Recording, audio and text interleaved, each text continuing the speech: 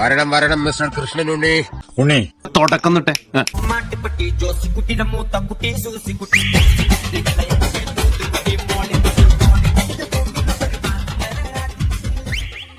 പുതിയൊരു സാധനം നാട്ടിലെത്തിട്ട് നമ്മളത് കണ്ടില്ലെന്ന് നടിക്കാൻ പാടില്ലല്ലോ. അത് മാത്രല്ല ഈശുമ്മ, ഇതിന് പേസ് കൊടുക്കണ്ടല്ലോ.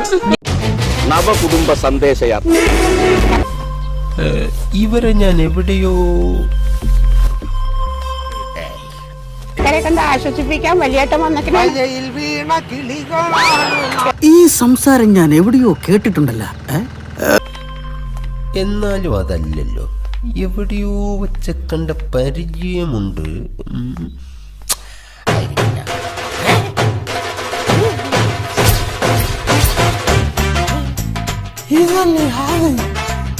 നീ നടത്തുന്നത് വെറും ഉടായിപ്പല്ലേടാ സുഗത. എന്റെ മാനം കളയരുത്, നിനക്ക് എന്ത് വേണേലും ഞാൻ തരാം. യാത്രയ്ക്ക് വേണ്ടി ദൂർത്തടിക്കുന്ന പൈസ എടാ സുഗത.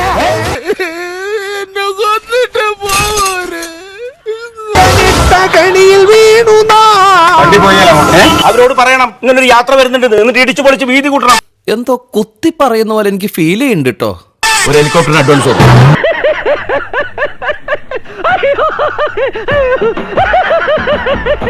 സുഗത, ചേട്ടൻ എന്ന് ഈ കസേര കയറിയിരുന്നു അന്ന് മുതൽ ദാരിദ്ര്യം തുടങ്ങി. RDPയുടെ തൊലി ഒരുക്കുകയാണ് ഉത്തമ. സഹിക്കല്ലാതെ എന്ത് ചെയ്യാം. നഷ്ടപ്പെട്ട വിശ്വാസം തിരിച്ചുപിടിക്കാൻ നവകുടുംബ സന്ദേശയാത്ര. എനിക്ക് ഇവിടെ ഇരുന്നാൽ ചിരി സഹിക്കാൻ പറ്റൂല. ഞാൻ മാറിയിരിക്കാം. ഒരു മിനി ബസ് നമുക്ക് സ്വന്തമായിട്ട് മേടിക്കാം. എങ്ങനെ ഒരു മിനി ബസ് നമുക്ക് സ്വന്തമായിട്ട് മേടിക്കാം. ഒരു കയ്യബദ്ധം നാറ്റുകരുത്. വണ്ടിയോടെ ട്രാൻസ്ഫോമർ ഉണ്ട്, അത് പ്രശ്നമാണ്. ACB വിളിച്ചു പറഞ്ഞു ഉടനെ ട്രാൻസ്ഫോമർ മാറ്റണം.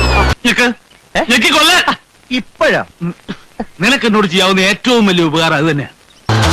അതായത് കക്കൂസും കുളിമുറിയും എല്ലാം ഇതിനകത്തുണ്ട്. മൂത്രം വെച്ചിട്ടേ